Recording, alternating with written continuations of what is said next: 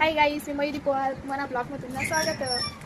आज आमना चालू मेकअप. आमने मेकअप काय झूम दे रे काय आमना मेकअप ना सामान कितला मस्त आरसा ठेवत ती देखा तुम्ही देखू शकता. एवढा मोठा आरसा ठेवत भेटू नंतर पुरा मेकअप होईल ना. Bye bye.